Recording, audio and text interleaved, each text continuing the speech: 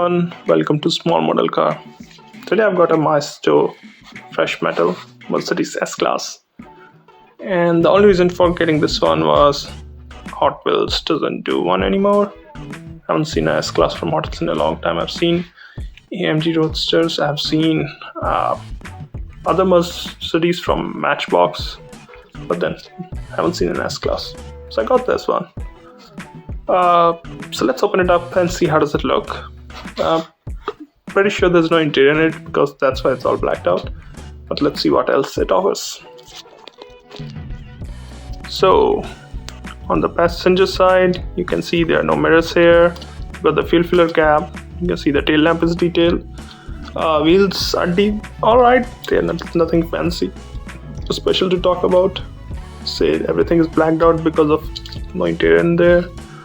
Up front, headlamp is painted, grille is painted.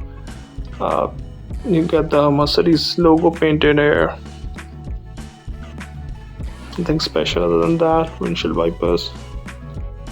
Even on the driver's side, you haven't got any mirrors.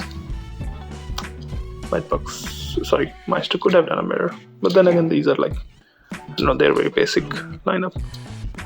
The rear detailed tail lamps. No major details apart from that. You can see the exhaust at the bottom.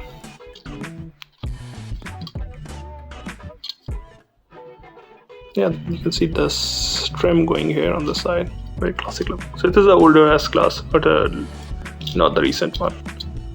But yeah, I would say it looks alright. Might swap the wheels. Might make it look better. I'm not sure. Yeah, I didn't have a S-Class like in the smaller size, the 1/4 scale, and Hot Wheels or anything, so just decided to get this. Yeah, let me know what you think about this one. Do you like these Maisto cars without any interior, or do you prefer Hot Wheels and Matchbox? Well, thank you for watching.